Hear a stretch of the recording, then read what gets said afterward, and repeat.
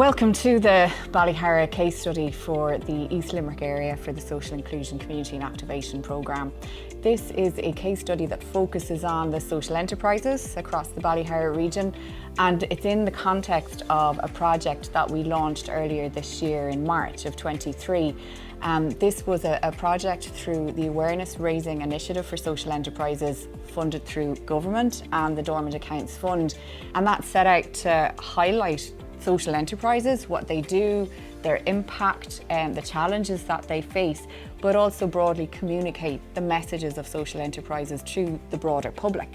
The Ballyhoura region is awash with social enterprises, and the Social Inclusion Community and Activation Programme is a primary focus for us in supporting social enterprises.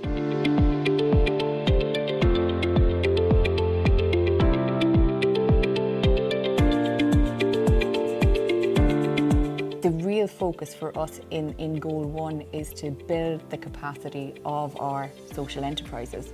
And we see this in the Millennium Centre in Carrickmillish, where the community, led by the social enterprise, has undertaken a community planning process. My name is Mike Walsh, and I'm a member of the board here in Carrickmillish. I'm part of the Carrickmillish-Caroline Community Centre Council here in Carrickmillish. In recent months we've been involved in the community planning which has been supported with Ballyhoura and allowed us to look at what we do really well and what the community needs. So it's trying to match that. So I guess in terms of our uniqueness, we've got a variety of rooms that are available for different things. You can hold a corporate event here, which, you know, from small meetings where you've got your IT set up and you can put your smart screen on, to a cards club that, you know, can drop in and a few lads can play cards, the dancing. So I think it's a case that we offer so much that there's nearly always something here that would help a family or somebody to do whatever they want to do. So that's just an example of the broad spectrum that this community centre is offering the over 2,000 people living in that environment. They also address employment needs for people by offering scheme places and volunteering.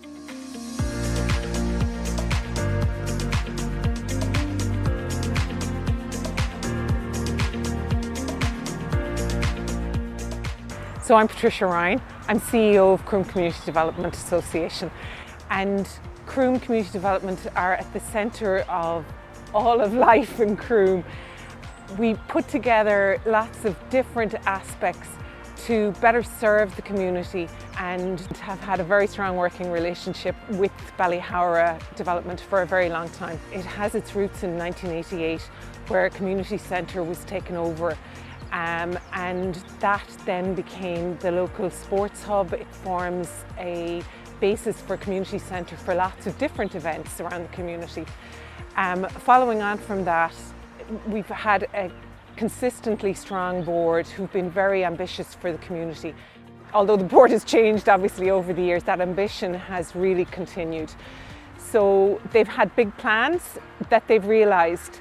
And the organisations that support us in that know that we have that ambition and that we're able to realise our goals.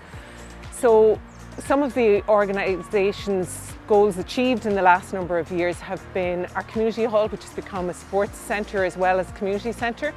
This beautiful park that we're in today, Croom Town Park, which sits uniquely right at the centre of the main street. Couldn't be any more central. And onto that, we've built a civic centre just here behind us.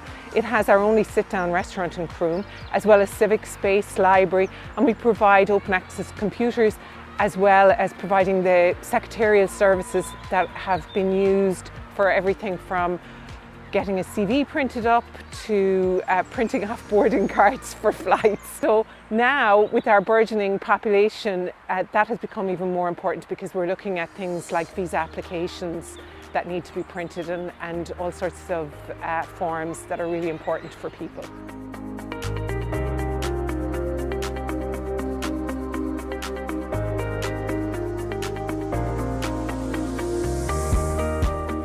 what's so important is that by building the capacity of our social enterprises, they're becoming our referral partners for the people that we engage with in Goal 2. Those individuals that need support, that are looking for a step in the door, that are looking for training, are looking to get back into employment but don't know where to start. And we see lovely examples of that in the social enterprises through the case study.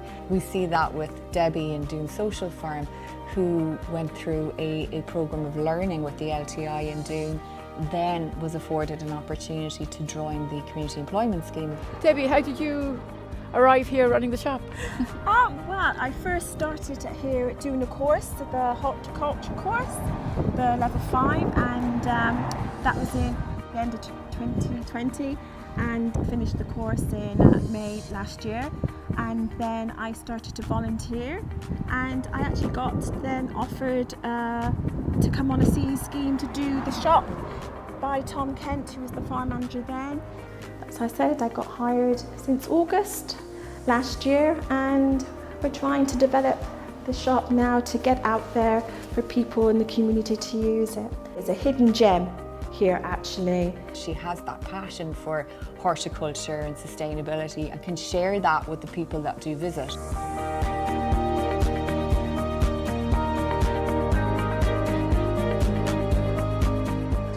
My name is Valerie Clancy and I manage the Yarn Social Day Club, which is our social day club here in Carebright in Brough for people living with dementia.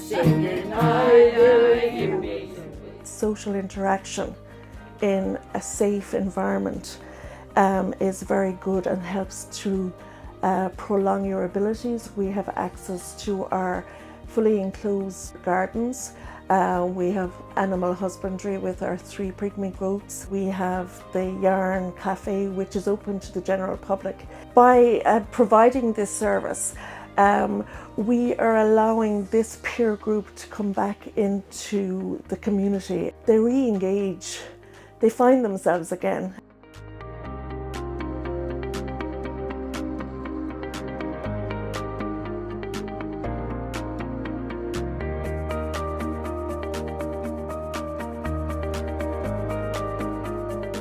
So some of our walks go through forest land, which is owned by Quilcha, and more of the walks go through farmland. And there's a new scheme now that the government brought out, and the farmers get a contribution towards maintenance of the walks, which is good because they have to benefit from tourism in the region as well. Absolutely. And it's nice, and I mean their land, there's wear and tear on their land and they have to maintain fences. If there's a bull in the field, they have to be very, very careful, etc. And it's good to include them. So not only do the B&Bs and the local shops, etc. make money from this, that all of the community make money from it, which is nice to see.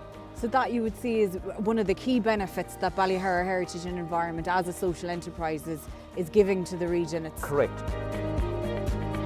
Through this whole process in gathering the social enterprises together, a really positive outcome, which again we can support through SICAP, Goal 1, Action 5, was the development of a network, because we now meet once a month on a Wednesday morning at 11 o'clock for a virtual cup of tea, and it affords the social enterprises the chance really for peer-to-peer support. And that might be very practical challenges around an insurance quote or who is dealing with who. It may be around an event that they have coming up and they want to spread the word.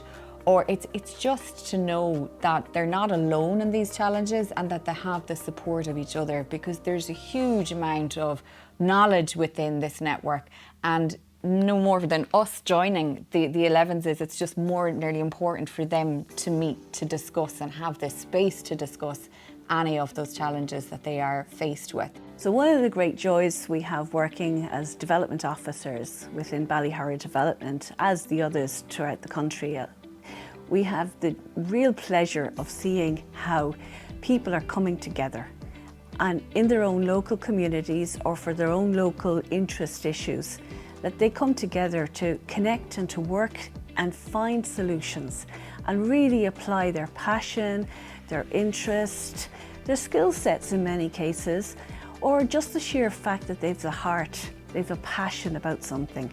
And that can be of any of the social enterprises you've seen reflected in this case study.